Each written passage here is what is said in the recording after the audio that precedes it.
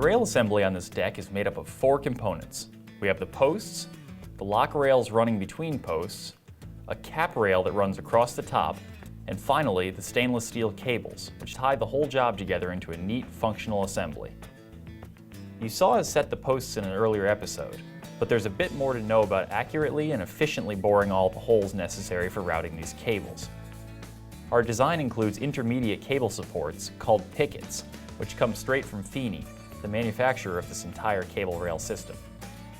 We used one of these pickets as a marking gauge. Then, Chris set up a drilling station and spent a few hours prepping the posts. Getting the holes right is imperative because they determine the path of all the cable rails and therefore the finished appearance. The line posts get a set of through holes, but the corner posts require 2 intersecting through holes, with the outside facing holes bored a bit larger to accommodate the cable termination hardware, which we'll see later. For now, I worked on setting the lock rails between posts, using exterior grade pocket screws to fasten each end to the post. You'll notice that the pocket holes are facing up, so they'll be concealed by the cap rail that comes later. Lock rails are really simple, just pieces of straight cut 2x4 kumaru set between each post. But you'll notice I'm using a ratchet strap to help pull the posts into final plumb alignment, a trick I learned from Chris.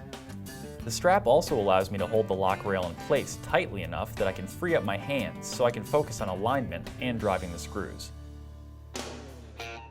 For the cap rail, we used 2x6 stock, creating a slight overlap beyond the width of the lock rail and posts. Like the border pieces on the surface of the deck, these cap rails get mitered corners. I fit the board using clamps. Then I transferred the actual post location, and from there used a rafter square to mark my 45.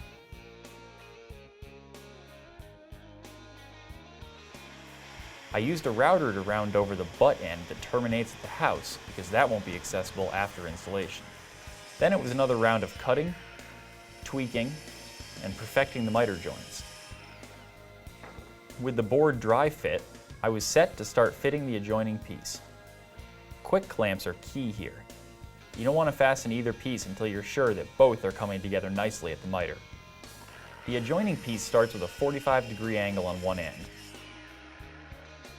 and the opposite end left long. After making sure the position of the board was correct by measuring my overhangs, I got to work on the miter. By holding a scrap of wood to the outside edge of my first miter, I can mark the mirror image of that miter on the adjoining piece. Then I head to the miter saw and adjust the blade to match my scribed line. Once dialed in, I make the cut and test the fit.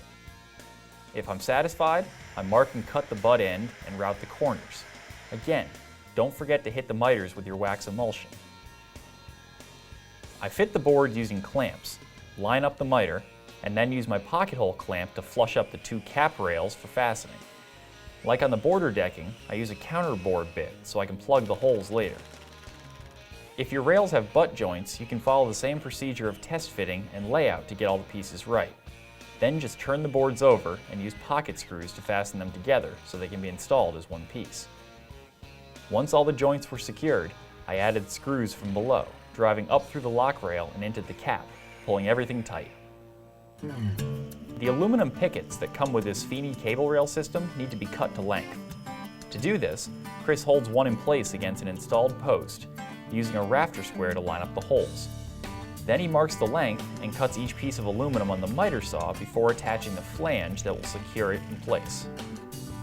On this deck, we're installing one picket between each rail post. Chris simply centers them, drills the holes, and anchors them in place with the screws provided by the manufacturer. With the pickets in place, Chris can move on to installing the cables. Here are the basics. Start at one end of the deck, inserting the end that comes equipped with a threaded sleeve. The manufacturer recommends attaching the washer and nut at this point, but since our sleeves fit so snugly, Chris was able to lace the remaining cables before coming back to install the nuts. Threading the cables is a simple process of pulling the cable from the terminal end, through the pickets and post, and through the corner post, where they slide through a quick connect fitting that recesses into the slightly larger holes that I mentioned earlier. The hardware really couldn't be any simpler. You pull the slack and the fitting holds it tight, allowing you to remove most of the slack from the cable before you move on to final tightening. With the slack taken up, Go back to the terminal ends to fully tension the cables. Once tight, we use a grinder with a cutoff disc to trim away the excess cable, and then finish the install with Feeney's push-on end caps.